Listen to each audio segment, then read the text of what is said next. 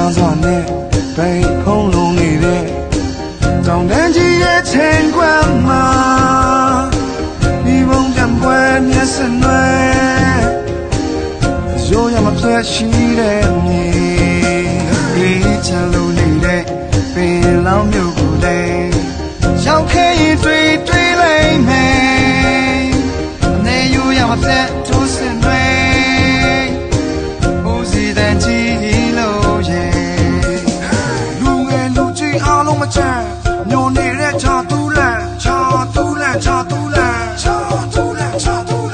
လူငယ်လူကြီးအားလုံးမချမ်းညိုနေတဲ့ချာတူးလန့်